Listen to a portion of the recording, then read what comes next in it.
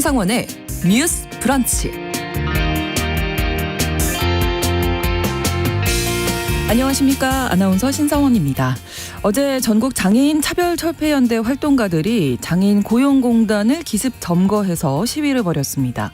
정부가 내년도 예산안에서 중증 장애인 지역 맞춤형 취업 지원 사업 예산을 전액 삭감한 데 대해서 반발해 시위에 나선 건데요. 이 사업은 중증 장애인들에게 취업에 대한 의욕을 심어주기 위해 자조 모임과 상담 활동을 벌이는 사업으로 중증 장애인들이 중심이 돼서 활동을 하고 있습니다. 그런데 내년도 예산이 전액 삭감되면서 관련 일을 하고 있는 장애인들이 당장 실직자가 될 위기에 놓였다는 거죠. 오늘 첫 번째 뉴스픽에서는 일할 권리를 외면하지 말라며 시위에 나선 장애인들의 목소리 들어보면서 내년도 장애인 관련 예산도 함께 점검해 보겠습니다.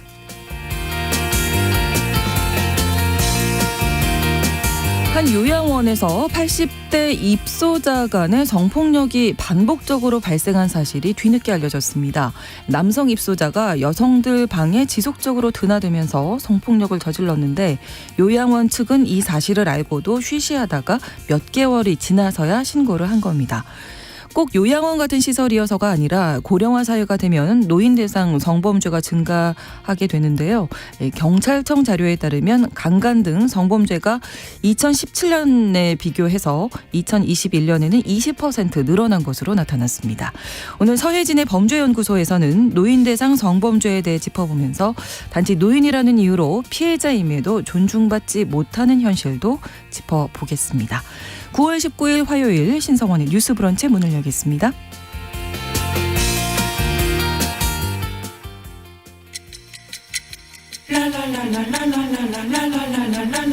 듣고 공감하고 진단합니다.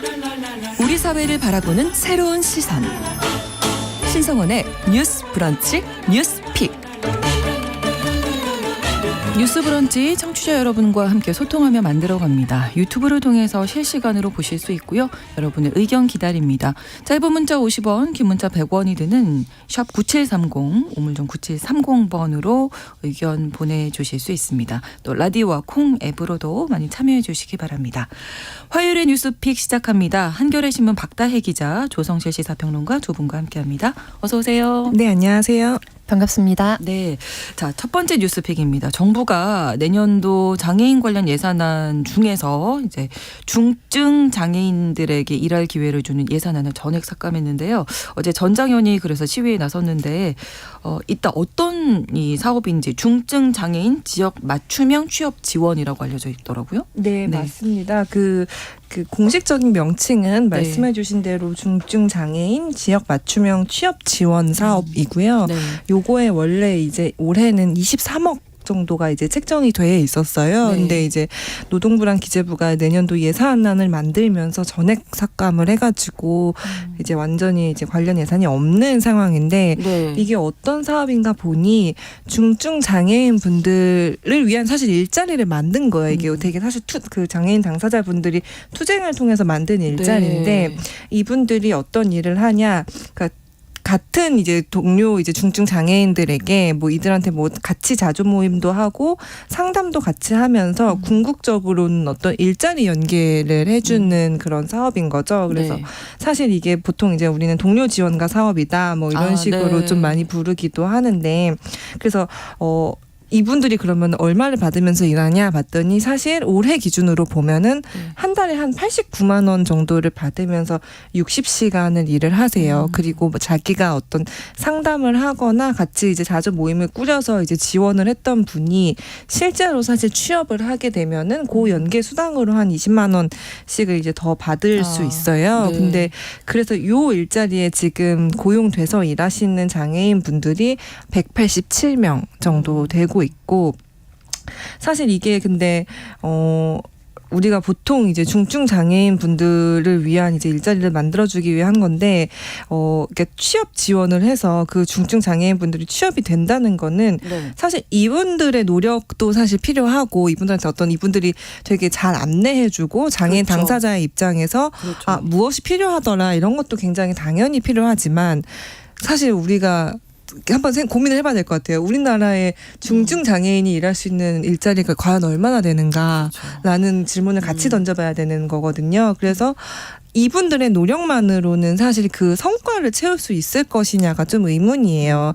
그래서 사실 중증 장애인이 일할 수 있는 일자리를 같이 정부가 늘리는 거를 좀 지원을 하면서 네. 동시에 실제로 내가 일을 하고 싶지만 어디를 갈지도 모르고 어떻게 해야 될지도 모르는 분들이 이런 동료 지원가를 만나서 좀 길을 찾아갈 수 있게 하는 게 투트랙으로 같이 병행이 돼야 그렇죠. 그래야 이 사업 자체의 성과가 좀 나올 수 있고 이 지점을 사실 굉장히 많이 지적을 오래 해오셨어요. 근데 정부는 너 막 이 사업을 해온 거를 보니 너무 사업 실적이 저조하다. 그리고 더구나 이게 2019년부터 시행이 됐거든요. 근데 너무 잘 아시다시피 우리가 2020년부터 코로나가 있었잖아요. 그렇죠. 그래서 사실 상담도 대면 상담이 거의 불가능한 상황에서 비대면으로 했는데 우리가 그러니까 비장애인도 비대면으로 의사소통을 했을 때 그게 어려운 점을 너무 잘 느끼셨잖아요. 근데 정부가 어떤 비대면 너희 힘드니까 그럼 비대면으로 상담해 라고 얘기는 했지만 비대면으로 하면서 이걸 구체적으로 어떤 일자리를 어떻게 연계해 줄 것인지에 대한 자세한 지침 같은 게 없는 상황이었어요. 근데 이런 거에 대한 어떤 그런 지표들을 따지고 그 전후 상황과 맥락을 따지기에 앞서서 실적이 저조하네.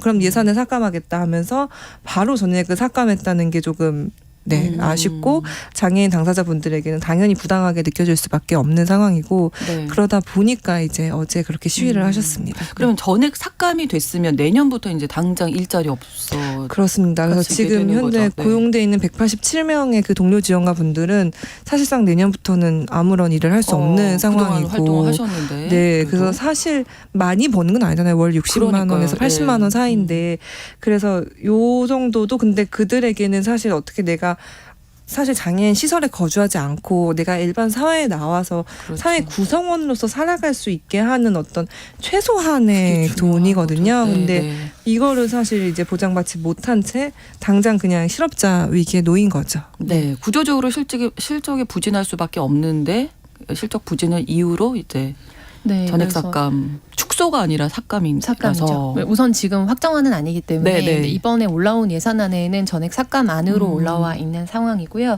이게 지금 뭐 180여 명이라고 하니까 굉장히 큰 규모일 것처럼 보이지만 사실 개인당 일하는 그 인정받는 근무 시간이 적고 비용이 적기 때문에 상대적으로 5년간 쓰였던 예산 자체도 한 120억, 130억 안 되는 비용 내로 알고 있거든요. 그래서 2019년도에는 13억 정도, 14억 정도가 반영이 됐습니다. 그다음에 2020년도에 한 30억, 그다음에 30억, 28억, 그리고 올해 한 24억 정도로 좀 줄었다가 전액 삭감이 된 경우인데 이제 이게 시혜적인 일자리 사업처럼 비쳤지만 실제적으로 그 현장에서 감당을 해야 되는 업무는 굉장히 많았다는 데에서 딜레마가 있었거든요. 그래서 2019년도에 최초에 이 사업이 도입되고 나서 이제 한 해가 지날 정도 즈음에 이 동료 지원가 사업 활동가로 일하시던 한 분이 스스로 생을 마감하는 일이 있었습니다. 근데 이제 그 당시에 그래서 이게 이슈가 좀 됐었는데 이게 너무 업무가 과도하고 실제로 여기서 주어진 업무를 다 하지 못했을 때 기존에 배정되었던 예산의 일부를 또 토해내야 되는 구조거든요. 그래서 2019년 12월 9일 정도에 좀 뉴스가 됐던 일인데 그 당시에 고인이 했던 일이 한 달에 20회 상담을 하고 그리고 매 건마다 상담 일지를 작성하고요. 그리고 월 1회 이상 주간 월간 사례 회의를 했는데 실수령액이 65만 원 정도. 그리고 이제 보고서는 건당 막 이제 대여섯 건 이상을 또 써야 하고 그런데 업무는 이제 또 일반 근무지에서 일하시는 분들이 생각하셨을 때 그 정도의 업무는 다 일반인들도 하면서 산다 이렇게 생각하시는 분도 사실 있을 거라고 보여져요. 근데 중요한 거는 본인이 최선을 다해서 일을 한다고 하더라도 최종적으로 이 중증 장애인이 일할 수 있는 업무 처 자체가 너무 제한적이기 때문에 아무리 노력해도 성과를 얻기가 어려운 구조라는데 굉장히 낙담할 수밖에 없는 이런 구조라는 거죠.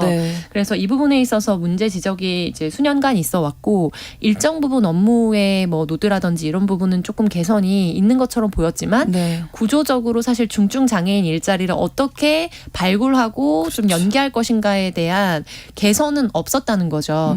그래서 이번에 예산이 이제 삭감된 말을 한마디로 치자면 불용이거든요. 불용이라는 거는 행정적으로 쓰여지지 않았다. 예산이 배정됐는데도 결과적으로 쓰여지지 않았다.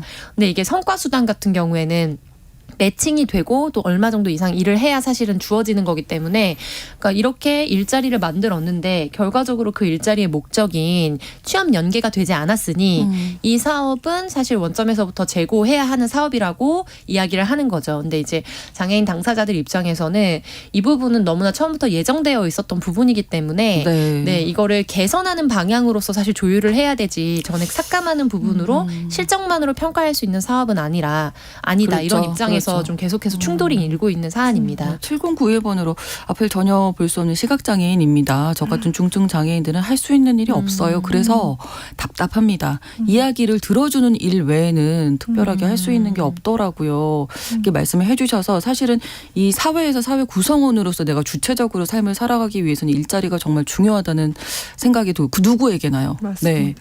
네. 장애인분들이 더 일자리가 이제 없기 때문에 이런 활동들이 필요하다 이런 생각이 드는데 개선이 안 이루어지고 이제 전체적으로 삭감을 했단 말이에요. 이런 정부 해명에 대해서는 어떻게 보십니까? 사실 조금 납득하기 어려운 지점이 분명히 있죠. 왜냐하면은 그러니까 장애인들은 혹시 아시는지 모르겠지만 사실 최저임금법 적용을 받지 않거든요. 그래서 일을 하시지만 네. 시급 10,000원, 우리 10,000원이 좀 넘잖아요. 그거를 10,000원이 안 넘죠. 안 넘습니다. 네, 죄송합니다. 이번에 못 넘었습니다. 네.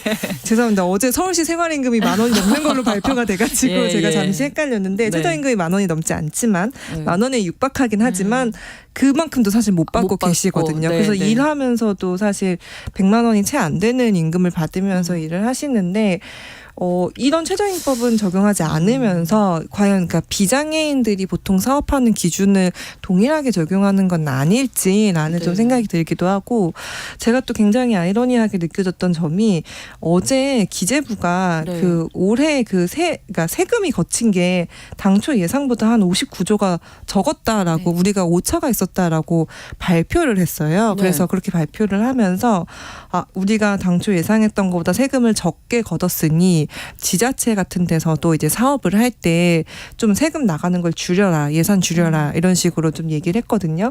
근데 그때 정부의 어떤 그 전달 사항이 뭐였냐면 가능한 뭐 아낄 수 있는 예산 다 아끼고 뭐 내년으로 넘기지 말고 뭐 올해 쓸 수 있는 건 가능한 써라 하지만 약자 복지를 위한 예산은 써라 이런 식으로 얘기를 했어요. 근데 이 충돌이 계속 일어나는 거죠. 그러니까 공식적으로 공개적으로 말을 하는 건 마치 약자 복지를 위한 예산을 계속 쓰겠다라고 하지만 정작 이 정부에서 이제 계속 마련한 내년도 예산안을 보면 장애인들이 이제 정말 최소한의 생존을 위해 필요한 예산을 전액 삭감한 부분에 있어서는 이게 과연 그러면은 이 정부가 약자 복지를 위한 어떤 그 기조를 계속 갖고 있는 건가라는 의문이 좀 들 수밖에 없는 그런 상황인 것 같아요. 네.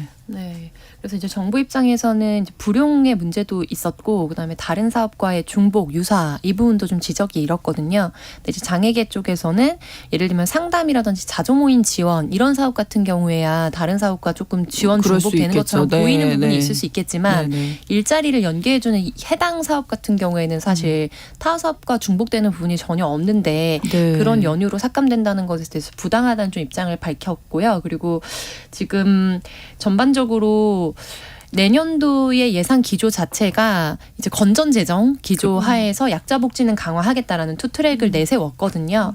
근데 이제 이 약자 복지를 어떤 관점에서 보느냐 하는 국가 운영 철학이 팽팽하게 부딪히는 부분이라고도 사실 볼 수 있습니다. 그러니까 이제 정치적 입장이 굉장히 다양하기 때문에 들으시는 청취자분들 입장에서도 지금 이런 부분에서 사실 스스로 생존할 수 있는 자립에 관한 예산들을 전에 삭감하고 있는데 어떻게 약자 복지냐 이렇게 말씀하시는 분들이 계실 거고 그리고 저도 그런 입장이고요. 근데 다만 일각에서는 지금 후에서 저희가 조금 더 자세하게 다루겠지만 이제 그 장애인들을 지원하는 여러 가지 기존의 시설 예산 같은 경우에는 기존보다 대폭도 증액을 한 부분이 있거든요. 네, 그래서 기존에 우리가 장애를 어떻게 바라보고 대하느냐에서 이제 세계적인 추세에 따라서 패러다임의 전환이 필요하다라는 사회적 요구가 있는 상황이고 거기에 발맞춰 가고 있었던 방향의 예산들이 전액 삭감되고 있는 거에 대해서 굉장히 큰 반발이 있는 거고요. 그런데 이제 바뀌어야 된다라고 이야기했던 기존에 집행되어 오던 예산이 일정 부분 또 증액이 되고 있는 거죠. 그래서 이 부분에 있어서는 사실 철학적인 부분, 정치적인 부분, 국정 운영의 방향성을 어디에 설계를 하고 있느냐, 그래서 지향점을 어디에 두고 있느냐가 사실 수면 아래에서는 굉장히 팽팽하게 부딪히고 있는 문제라고 볼 수 있겠습니다. 아무튼 전 장현이 어제 그래서 장애인 고용공단 찾아가서 시위를 이어갔잖아요. 네, 어제 시위 상황 맞습니다. 어떻습니까? 어제 그 관련한 활동가 분들과 이제 장애인 당사자 분들 이제 27명이 이제 이정식 노동부 장관을 면담을 하게 해달라라고 하면서 이제 그 장애인 고용공단 서울지역본부에서 이제 시위를 하셨고요. 근데 경찰이 이제 뭐 퇴거 불응이다 이러면서 그 혐의로 전원 연행을 했어요. 이제 5개 경찰서로 나눠서 연행을 했는데 이제 오늘 오전에 상황을 확인을 해보니 한 분 빼고는 일단은 풀려나셨다고 하고요. 근데 이제 한 분은 뭐 시위를 주동한 사람이다라는 이제 이유로 아직까지 좀 조사를 받고 계시다고 합니다. 근데 이제 그 제가 어제 이제 활동하시는 주변 활동가 분들한테 여쭤보니까 이렇게 사실 시위를 하는데 전원 연행된 게 되게 오랜만인 것 같다라고 이제 말씀을 하시더라고요. 그래서 사실 연행이 사실 첫 이 대응책은 아니었으면 좋았을 텐데 좀 아쉬운 지점이 있죠. 이 부분 어떻게 보세요? 전원 연행. 네, 그래서 근데 최근에 좀 유사한 앞에 어디 단체 혹은 어떤 활동이라는 것만 바뀌고 유사한 뉴스를 좀 많이 보게 되는 것 같습니다. 그래서 얼마 전에 뭐 오염수 방류라든지 환경 단체들에서 집회 시위했던 경우에도 경찰 연행이 바로 현장에서 이루어지는 일들이 있었거든요. 그래서 국면이 굉장히 많이 전환됐다라는 거를 좀 실시간으로 많이 느끼실 것 같고, 무엇보다 이 집회 시위의 자유라는 게 기본적인 본질적인 자유의 핵심이긴 하거든요. 그래서 이런 부분에 대해서 어디까지 제한하느냐라는 거는 기본권 차원에서 굉장히 엄격한 요건을 갖춰서 최대한의 자유를 좀 보장할 수 있도록 우리의 법률 체계가 좀 구성되어 있는데, 이제 이런 어떻게 보면 경색되는 국면이 결과적으로 더 사회적인 건전한 토론 문화 자체를 사실 전 저해할 수 있다. 위험 요소로 작용할 수밖에 없다. 그래서 그 부분에 대해서 굉장히 안타깝게 좀 보고 있습니다. 그리고 이번에는 이런 방식으로 좀 이루어졌지만 지금 저 하반기로 넘어갈수록 국회 예결위의 이제 최종적인 예결이 가까워질수록 더 갈등이 격화될 수밖에 없거든요. 그래서 각 분야에서 또 그럴 가능성이 좀 높아지게 되겠죠. 자, 그리고 전장현 하면 이제 많은 분들이 지하철 시위로 기억하셨고, 이동권 때문에 이 문제는 어떻게 좀 해결이 됐는지 궁금하네요.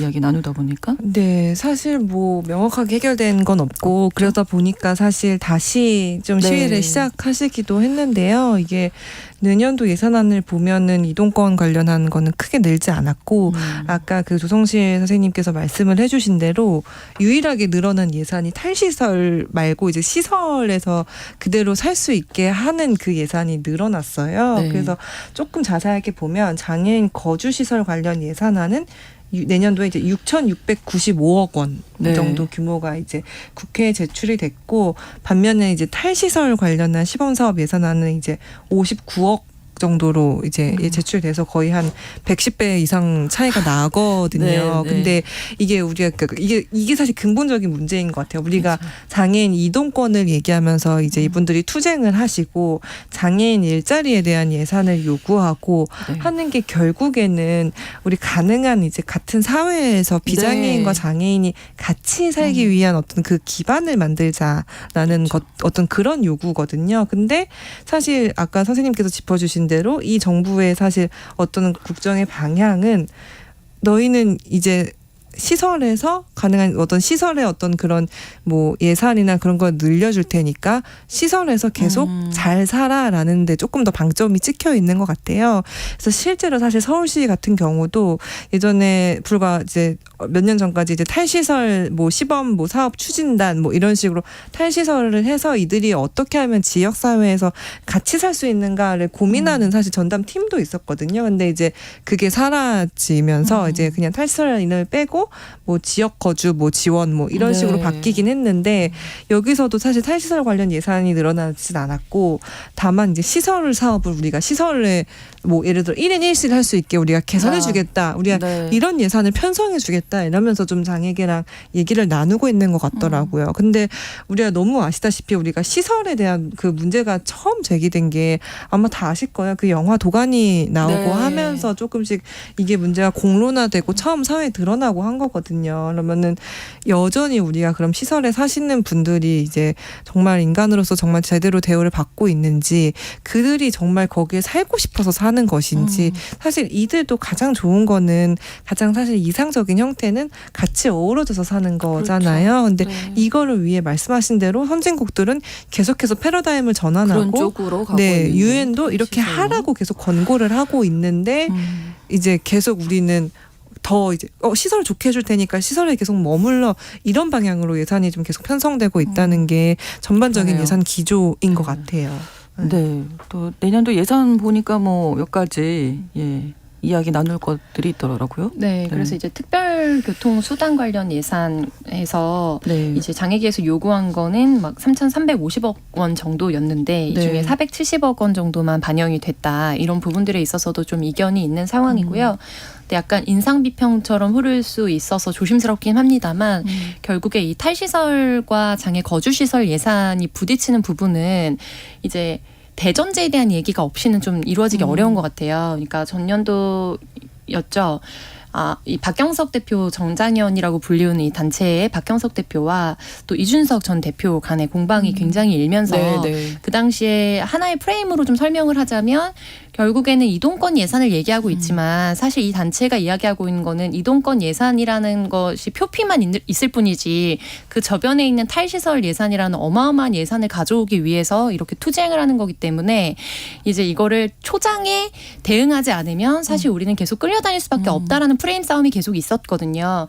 그런데 결과적으로 이 이동권은 결국에 교육권과 이어지고 그렇죠. 교육권은 노동권과 이어지고 노동권은 기본적인 인간의 자립에 대한 이야기와 이어질 수밖에 없는 하나의 이야기입니다. 네, 하나의 네. 서사로 연결되는. 네, 네, 네. 근데 이제 이게 좀 생뚱맞게 느껴지실지 모르겠지만 육아휴직 그리고 여성의 고용단절 문제를 이야기할 때 보육에 관한 얘기들이 굉장히 많이 이루어지고 초반에는 거의 모든 예산이 보육 예산으로 많이 쓰였습니다. 그렇게 되면은 일을 못하게 되는 엄마에게 이제 거기에 대한 가정 양육 수당을 주겠다 뭐 이런 방식의 논의들이 있었고 그런데 그런 방식으로는 사실 근본적 문제를 해결할 수 없기 때문에 북유럽 사례 등이나 이런 것들을 보면서 우리가 좀 너무 이게 멀어 보이는 이야기지만 노동에 대한 패러다임을 바꿔야 한다. 그러면 공존할 수 있다라는 얘기가 계속 있어 왔어요. 네. 근데 이제 탈시설 문제도 사실 그런 관점에서 볼 수밖에 없는 문제라는 생각이 듭니다. 그러니까 너무 어떻게 보면 굉장히 급진적인 이야기처럼 들릴지 모르겠지만 이제 자립에 대한 부분에 대해서 우리가 일자리 문제라든지 교육에 대한 이야기를 하다 보면 아니 어떻게 중증 장애인이 혼자 살지? 우리가 한 번도 경험해보지 않은 사회였기 그렇죠. 때문에 가능할까? 뭐 이런. 이게 어떻게 가능하지? 네네. 너무 이제 급진적이다. 네. 그런데 실제로 그렇게 살아가는 커뮤니티들이 있고 그러기 위해서 이게 이행기를 거쳐야 되는 거거든요. 근데 이제 그런 거에 대해서 우리가 상상조차 좀 하기 어려운 네. 왜냐하면 한 번도 경험해보지 않은 사회이기 때문에요. 근데 저는 이게 곧 장애 당사자가 아닌 우리의 다수인들에게도 미래가 될 거라고 봐요. 네, 왜냐하면 네. 이 이동권의 문제의 수혜를 누가 받았냐면 결과적으로 노인과 그다음에 영유아의 양육자들이 받고 있습니다. 그러네요. 근데 탈시설의 네. 문제도 저는 같은 수순을 밟을 거라고 보고 있습니다. 지금 베이비부머 세대들이 1차적으로 퇴직을 했고 2차 베이비부머 세대라고 부르는 세대가 지금 이제 퇴직을 앞두고 있어서 그렇죠. 굉장히 또 사회적인 여러 가지 보고서들이 나오고 있거든요. 네. 근데 그리고 나면은 저인구화 세대가 허리 세대로 올라가는 이 시점에는 노인들의 시설 문제를 어떻게 할 것인가에 대한 이야기가 분명히 나올 거고요. 그래서 일본이나 이제 북유럽 사례들의 노인 커뮤니티가 자립하는 형태로 그래서 커뮤니티성을 가지면서 어떻게 시설을 유지할 수 있는가에 대한 연구들도 조만간 국내에서 더 많은 조명을 받을 수밖에 없는 국면이거든요. 네. 네, 정치적 다수가 당사자가 되기 때문에요. 그렇죠. 그래서 이거에 대해서는 계속해서 이야기가 좀 깊이 들어갈 필요가 있다고 봅니다. 그러네요. 예, 김성님께서도 누구나 예비 장애인입니다. 장애인 이동권 보장해야 합니다. 이렇게 공감을 표시해 주셨는데 이 이야기 2부 잠시 후에 마무리하도록 하겠습니다. 11시 30분부터 일부 지역에서는 해당 지역 방송 보내드리겠습니다.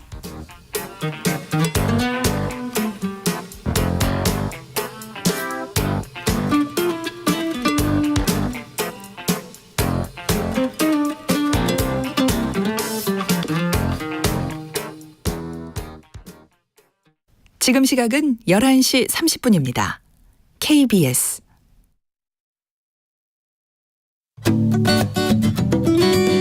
여러분은 지금 KBS 1라디오 신성원의 뉴스 브런치를 함께하고 계십니다. 누구나 스스로 원하는 대로 내가 가고 싶은 곳으로 이동을 할 수 있고 내가 속한 지역사회에서 그 일원으로 주체적인 삶을 살아가고 싶지 않겠습니까? 장애인 여러분들도 그러리라 생각이 되는데요. 박다혜 기자님, 네, 더 붙이고 싶은 말씀 있으시죠? 네. 그 조정실 선생님이 그러니까 정확한 그 핵심을 좀 짚어주신 것 같아서 이따 이제 아마 서혜진의 범죄연구소에서도 요양원 내부에서 일어난 그거를 성범죄를 다루신다고 했는데. 그 사실 우리 문제거든요. 우리가 늙어서 가는 곳도 결국 요양원이라는 어떤 민간 시설이고 요양원 안에서도 지금 계속 그 제대로 된 그 입소자분들이 제대로 처우를 받지 못하는 것들이 계속해서 지금 사건화돼서 언론 보도가 나오고 있거든요. 네. 근데 마찬가지인 거예요. 이 탈시설 문제라는 게 장애인만의 문제가 아니라 결국 우리 모두가 처하게 될 우리가 어떻게 하면은 우리가 늙고 혹은 병들고 혹은 이제 그러면서 어딘가에 다쳐서 그러니까 진짜 쌩쌩한 이 젊었을 때의 그런 건강 상태가 아닐 때 어떻게 사회에서 살아갈 수 있느냐라고 하는 그 기준을 만들고 있는 게 사실 지금의 탈시설 운동이라고 생각을 해요. 그래서 이거를 얘기를 할 때 사실 저는 이제 비장애인 분들도 이건 내 얘기가 아니니까라고 이제 손쉽게 외면하기보다는 좀 이게 우리 나의 당장 내 10년 후 20년 후 나의 문제가 될 수 있고 내 부모님의 문제가 될 수 있구나라고 생각을 하셔서 조금 더 관심을 가져주셨으면 좋겠다 이런 생각이 좀 듭니다. 네. 좀 한 가지만 더 붙이자면은 최근에 구글이라든지 미국의 또 유수의 어떤 연구진들이 인간의 노화를 최대한 늦추면서 젊음을 유지하면서 150년, 200년 수명을 어떻게 살게 할 것인가에 대한 프로젝트를 진행하고 또 책으로 출간되면서 좀 이슈가 됐었거든요. 네. 근데 이것이 결국에는 자산을 가지고 있는 소수의 문제가 될 것이다. 네, 그렇죠. 그러면 결국에는 사회적 격차가 우리가 이전에 생각했던 누구는 TV가 있는 집에 사는데 누구는 TV가 없어서 옆집 너머로 그런 수준이 아닌 거죠. 그래서 이제 생존과 건강권과 수명과 자녀 세대에 대한 어떤 진매 문제 이런 것들로 연결이 될 텐데 결과적으로 장애는 다른 소수자성과도 또 구별되는 면이 있잖아요. 그러니까 예를 들면 우리가 같이 소수자 그룹으로 묶여서 활동을 하기는 하지만 그러니까 성적 소수자성 같은 경우에는 선천적으로 본인이 그렇게 인지하는 경우들이 더 많다고 알려져 있거든요. 근데 장애는 이제 후천적 당사자가 90% 육박할 정도로 통계가 잡히기 때문에 언제든지 본인이 장애 당사자가 될 수 있다라는 잠재적 장애 당사자로서 좀 바라보는 관점이 저는 굉장히 중요하다.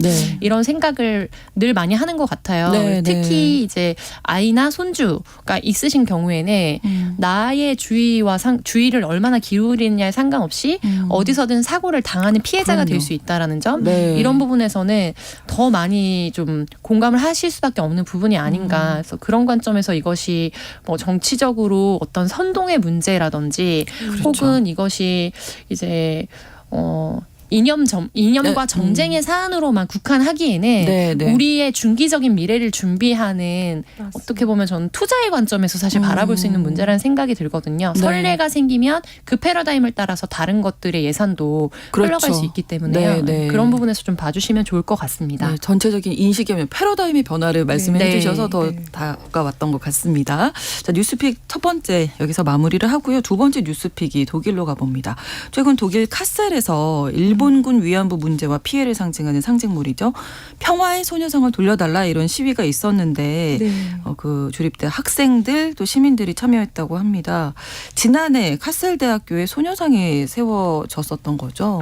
네, 저도 사실 이번에 뉴스를 보고 알았는데 원래 그 독일 중부에 헤센주라는 곳이 있고 거기에 카셀대학교가 있다고 해요. 근데 이제 지난해 7월에 카셀대 총학생회가 이제 주도를 하면서 독일 대학 중에서는 처음으로 캠퍼스 안에 만에 이제 평화의 소녀상이 설치가 됐고 네. 이제 요거는 사실 대학의 공식 허가도 받았고 그러니까 단지 그냥 설치 허가만 받은 게 아니라 영구적으로 설치해라라는 것까지 이제 받았다고 해요. 네. 그게 이제 작년에 이제 뭐 현대미술 축제가 이루어지면서 그 일환으로 이제 설치가 됐는데 학교가 이제 영구 설치하겠다는 그 약속은 깨고 사실 올해 3월에 갑작스럽게 이거를 철거를 했어요. 1년도 안 돼서. 네, 1년도 안 돼서 갑자기 그러니까 그 학생들한테 동의도 구하지 않은 채 학생들이 계속 반대하는 상황인데도 학교 측에서 이제 기습 철거를 하는 일이 있었고, 네. 근데 이제 요게 이제 그 기습 철거했다라는 뉴스가 보도는 됐지만 크게 이게 조금 더 이슈화가 되지 않으니까 이제 학생들이 조금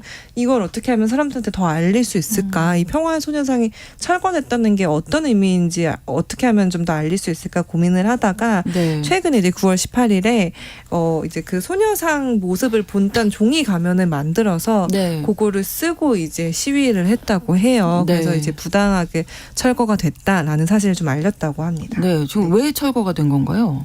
그래서 지금 추정이 되는 거는 네. 일본 정부가 전방위적으로 그리고 조직적으로 이제 철거 요구를 해왔다라는 부분이에요. 그래서 이게 이제 주립대학교 내에 설치된 거는 처음이거든요. 보통은 이제 교회, 한인 교회라든지 네. 혹은 이제 그런 공원 부지 같은데 많이 이렇게 설치가 되어 왔는데 이 당시에는 총학생회가 주도를 해서 이제 연구 대여를 이제 소녀상을 받았고 그래서 부지 이용에 대한 협약까지 체결을 해서 여기에 연구 설치하는 것으로 잠정 합의가 된 것으로 알고 있었는데 총학생의 입장에서도 알지 못한 채 기습으로 철거가 됐습니다. 그래서 그 이면에 이 이후에 바로 일본 대사관 측에서 즉각적으로 계속적이고 지속적인 좀 이제 민원뿐만 아니라 공식적인 철거에 대한 요청이 있었다.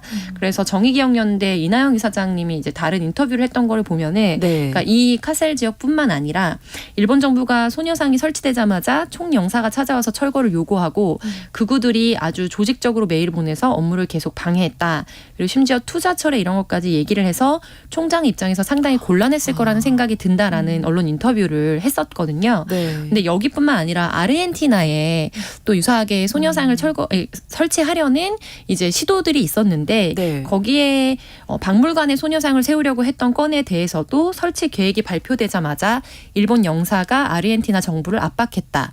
직접 방문해서 문제가 생길 것이라는 암묵적인 이야기들을 계속하고 심지어 기시다 총리가 G20에서 아르헨티나 대통령을 직접 만나서 IMF 투자 계획을 철회하겠다라는 발언을 하면서 압박을 이어갔다라는 발언들을 좀 인터뷰에서 했거든요. 네. 그래서 이제 수면 아래에서 그리고 수면 위에서 공공연하게 소녀상 설치하거나 설치를 하려고 하는 이제 뭐 지자체, 학교 이런 데에 대한 정치적인 좀 압박을 경제적 수단을 동원해서 좀 이어가고 있다.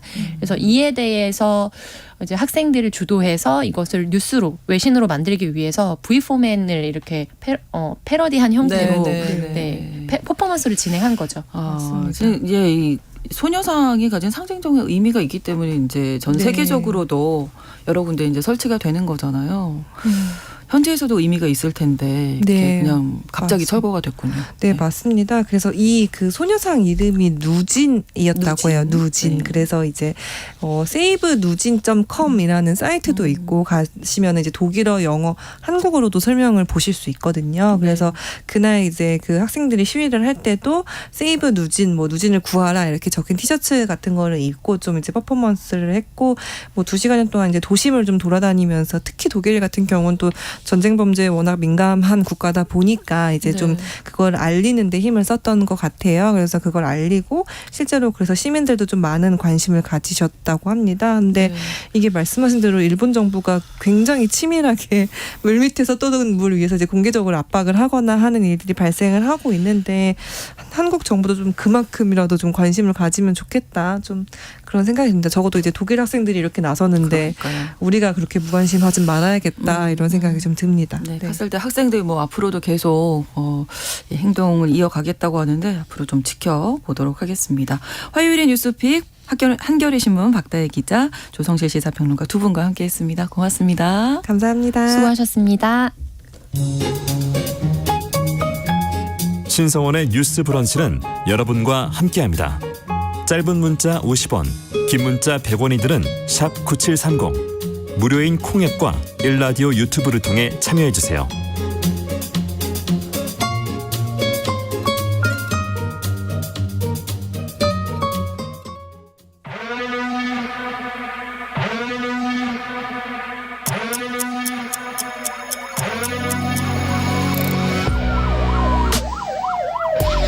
범죄를 통해 우리 사회의 이면을 살펴본다. 뉴스 브런치 서혜진의 범죄연구소. 우리 사회에서 벌어지는 범죄를 통해 세상의 이면을 살펴보고 더 나은 사회로 가기 위해서 연구해 봅니다. 서혜진의 범죄연구소, 오늘도 서혜진 변호사와 함께하겠습니다. 어서 오세요. 네, 안녕하세요. 자, 오늘은 어떤 이야기? 네, 오늘은 노인에 대한 성범죄를 가져왔습니다. 네. 최근에도 이런 뉴스가 났었어요. 그 요양원에서 치매 노인들 간에 어떤 성폭력이 반복해서 일어났는데 이걸 제대로 사실 처리 안 하고 신고도 늦게 하고 또 가족들에게도 알리지 않았다라는 사건이 있었거든요. 네. 그래서 뭐 현재는 그 이 피해자는 다른 요양원으로 전원 조치된 상태이긴 하지만 지금 어쨌든 지금 뒤늦게 사건이 이제 경찰에 신고가 됐기 때문에 경찰 수사와 이제 지자체에서도 좀 사건 파악을 하고 있는 것으로 보입니다. 네. 몇 개월 동안 이게 반복적으로 이루어졌다면서요? 네, 아마 이게 노인이기 때문에 사실 정확히 얼마 동안인지 이런을 정확히 모를 거예요. 아마 왜냐하면 그 병원에서도 인지했던 시점이 네. 최초의 피해 사실은 아마 아닐 거고요. 보통 이런 사건 보면 이미 좀 반복적으로 상당 기간 지속됐을 가능성이 있다라고 저는 그렇게 생각을 합니다. 네, 사건 네. 특성상. 그러면 좀 관리가 뭐 밤 시간 같은 때 잘 철저하게 됐어야 됐던 게 아닌가. 그렇죠. 요양원 방을 막 다른 방 들어갈 수 있고 맞아요. 이런 거는 이게 일단 막았어야 되는 게 노인 아닌가. 보호기관이잖아요. 네네. 요양원 종사자들이 사실 이런 것들을 좀 제대로 더 관리 감독했었어야 되는데 어쨌든 뭐 제대로 참 감독하지 못한 게 네. 큰 것 같아요. 일단은 예. 네. 요양원에서는 이 사실을 알고도 이제 쉬쉬했잖아요. 네네. 왜 그런 걸까요? 아마 이게 알려지게 되면은 네. 어떤 그 지자체에서 어떤 뭐 행정처분이 있을 가능성이 매우 높죠. 어쨌든 이 사건이 불거졌고 피해자가 발생한 사건이기 때문에 네. 요양원의 어떤 그 감독 관리 뭐 이런 문제가 불거질 수 있기 때문에 네. 사실 최악의 경우에는 업무 정지 처분 같은 것도 받을 수 있거든요. 아마 그런 것들이 좀 우려가 돼서 네. 바로 좀 알리지 않았던 것이 아닐까라고 생각해 볼 수 있을 것 같아요. 네. 보호자들에게도 안 알렸잖아요. 네, 보호자들한테 안 알린 게 제일 저는 나쁜 것 같아요. 그러니까요. 네, 빨리 알렸으면은 이제 보호자들도 어떻게 해야 될지 판단할 수 있고 조치를 취했을 텐데 치매 노인이나 뭐 노인들이라고 해서 이게 이런 일이 이제 벌어져도 그대로 방치하거나 사실 그대로 아무 조치를 취하지 않으면 안 되는 것인데 그럼요. 그런 면에서 좀 소홀했던 것 같습니다. 네. 지금은 그럼 어떻게 된 건가요? 요양원 그냥 계속 운영이 되고 있는 건가요? 일단은 이 피해 노인이 이제 다른 요양원으로 간 상태고 여기는 일단은 그냥 그대로 운영을 하고 있는 것으로 보입니다. 왜냐하면 또 여기를 만약에 뭐 업무 정지하거나 이렇게 될 경우에는 다른 그 여기 계시는 분들도 좀 그렇고 네. 또 이 지역에 여기밖에 또 없다는 얘기도 있어요. 그래서 그렇군요. 대체할 시설이 없다는 것도 현실적인 이유인 것 같습니다. 네. 자, 노인 성범죄 관련돼서 이야기 나누고 있는데 노인 성폭행 대표적인 또 사례 있으면 알려주시죠. 네. 그 영화가 하나 있어요. 69세라는 영화인데 네. 우리나라에서 어떻게 보면 최초로 노인 성폭력을 이슈로 주제로 담은 영화인데요. 네. 그 영화가 좀 사실에 기반한 실화를 바탕으로 하고 있는 영화거든요. 근데 그 영화의 이제 실화에 대한 얘기인데요. 네. 2012년 8월에 발생한 사건이에요. 당시 이제 피해자가 62세입니다. 62세이고 다리에 그 하지정맥류 수술을 받고 병원에 입원을 한 상태였어요. 네네. 근데 그 수술 부위를 감은 붕대나 이런 것들 좀 조치를 새롭게 하기 위해서 좀 이거 붕대를 갈아달라라고 이제 그 요청을 합니다. 그래서 입원실에서 나와서 석고실로 이동을 하는데요. 네. 그 과정에서 이 처치를 도와주던 이 30대 남성 간호조무사가 이 피해 여성을 강간한 것입니다. 근데 이런 사실 병원에서 그것도 간호조무사가 이런 일을 벌인다는 게 사실은 되게 좀 저희 상상하기 되게 어렵잖아요. 맞아요. 환자였는데 네, 일단 네. 몸을 제대로 움직이지 못하는 환자잖아요. 그리고 이런 여러 가지 상황이 겹치다 보니 사실 이 62세였던 그 나이도 되게 중요했던 거예요. 이 피해자 입장에서는 가족도 있고 그리고 결혼을 앞둔 딸이 있었다고 하거든요. 남편도 있고 딸도 있고 또 이런 여러 가지 상황에서 내가 이 말을 하는 것을 가족이 어떻게 받아들일까 말하기가 너무 어려웠던 거예요. 그래서 주변에도 알리지 못하고 당연히 이제 경찰에도 신고를 제대로 못하는데 네. 뭐 남편에게 이제 이 사건을 털어놓으니까 경찰에 계속 불려다닐 거고 사람들이 환갑 넘은 노인이 이런 일을 당한다는 게 말이나 되냐 이렇게 수군거릴 거다. 이 소문나면 어떻게 살 거냐 이런 식으로 먼저 좀 신고했을 때의 그 부정적인 반응이나 그런 여론을 먼저 고민을 하게 돼요. 네. 근데 그러다가 이게 도저히 일단은 안 될 것 같아서 경찰에 가서 일단 신고는 하지 않고 상담을 한번 해보는데요. 네. 경찰이 그래도 뭐 신고가 고민이 되면 일단 그 사람한테 뭐 이렇게 얘기를 하다가 뭐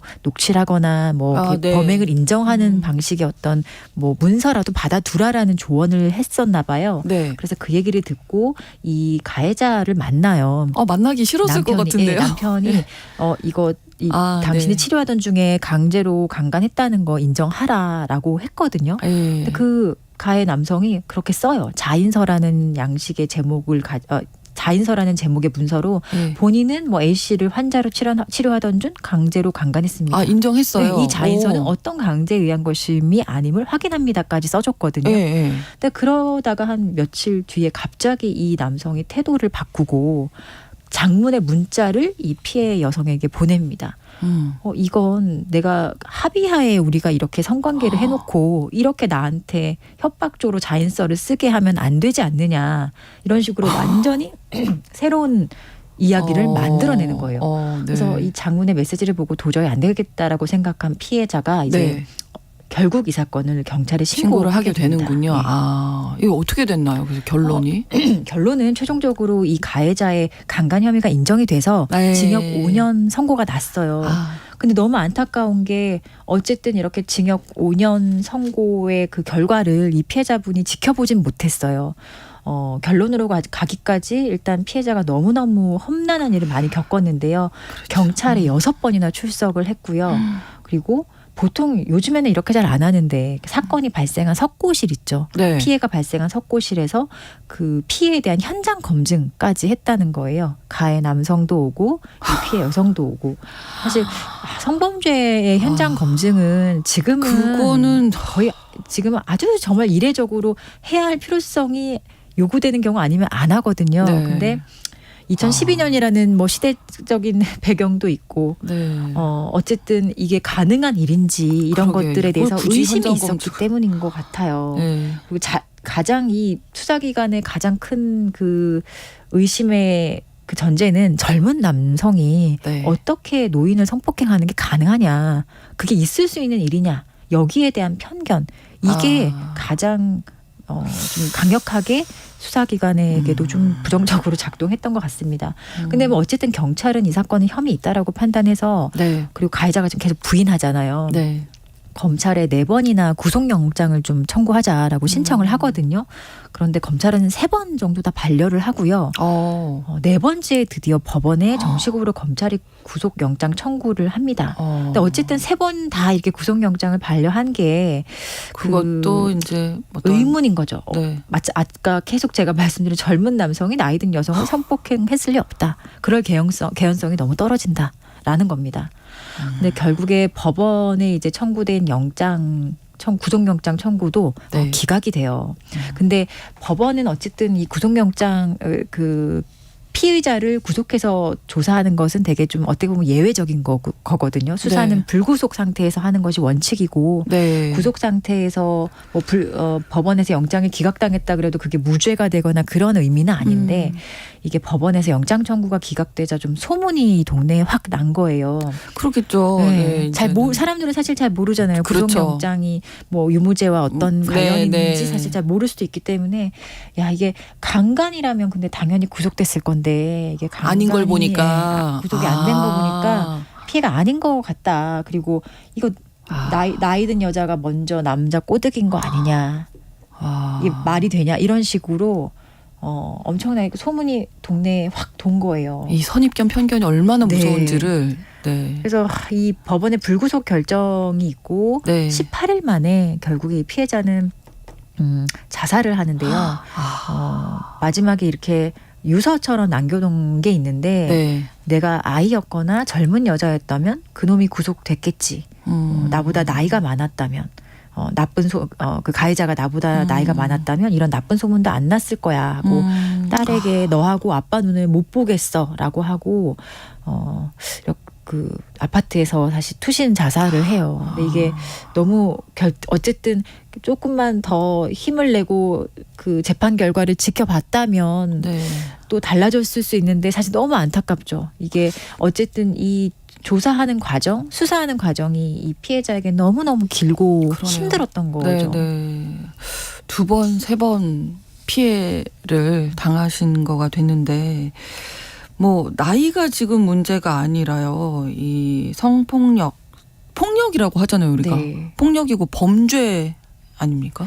범죄죠. 너무나 네. 뭐 이게 나이 상관없이 사실 예, 범죄잖아요. 오히려 뭐 미성년자를 성폭행했을 때 좀 가중처벌되는 게 있긴 하지만 네. 어쨌든 이 성폭력은 피해자의 뭐 나이나 이런 것들을 그렇게 고려하지 않거든요. 네.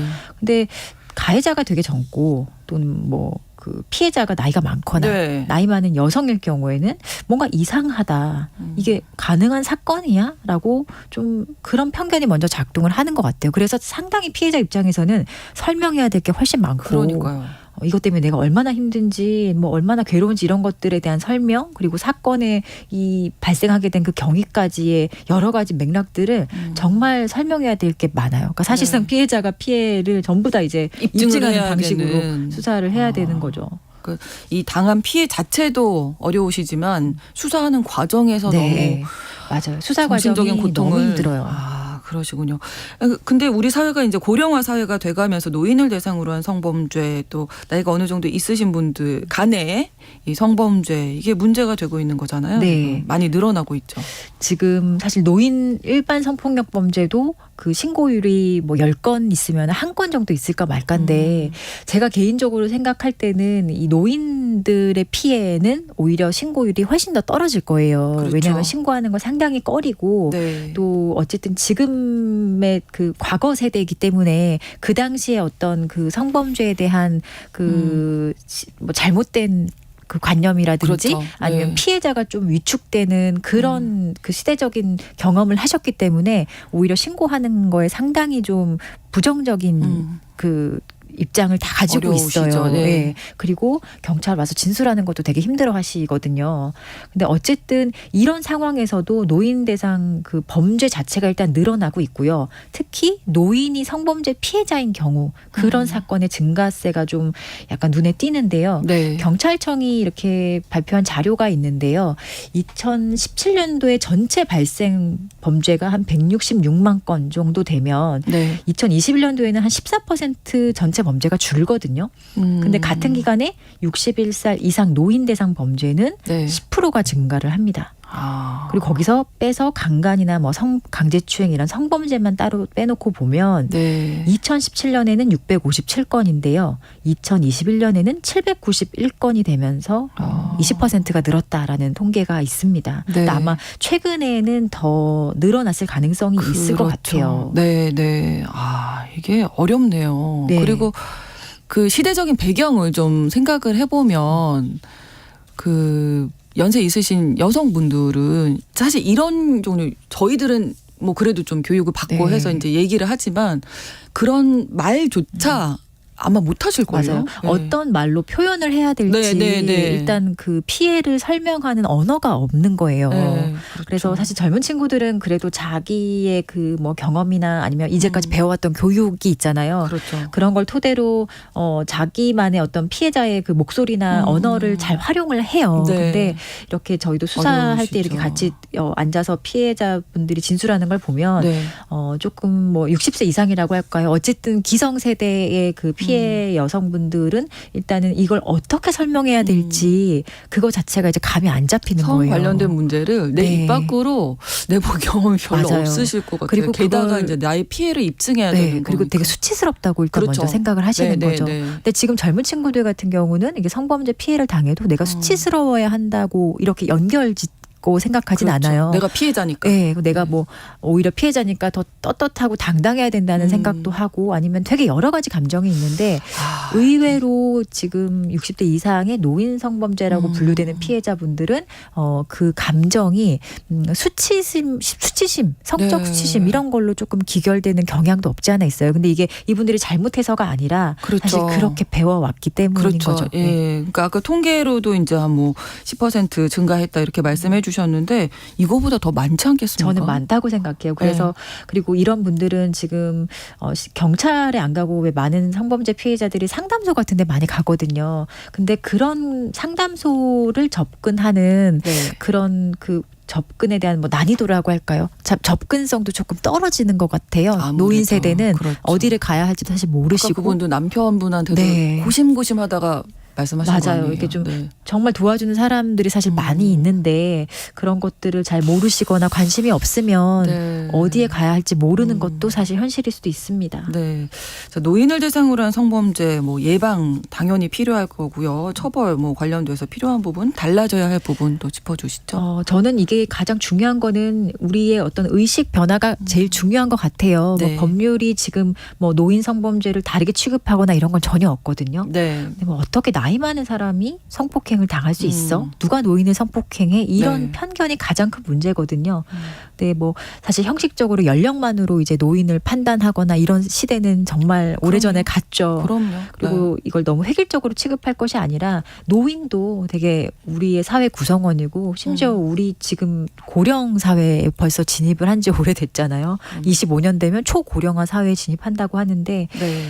노인들도 마찬가지로 피해자가 될 수 있다. 그리고 노인을 조금 무성적인 존재로 취급하는 그렇죠. 네, 네. 그런 좀 잣대 이런 것도 좀 다시 우리가 돌아봐야 될 필요가 있을 것 같습니다. 네, 우리 인식 개선이 필요하다 이런 말씀 남겨주셨어요. 오늘 서혜진의 범죄연구소에서는 노인 대상 성범죄 알아봤습니다. 서혜진 변호사와 함께했습니다. 감사합니다. 고맙습니다. 신상원의 뉴스브런치 9월 19일 화요일 순서 마치겠습니다. 저는 내일 오전 11시 5분에 다시 오겠습니다. 고맙습니다.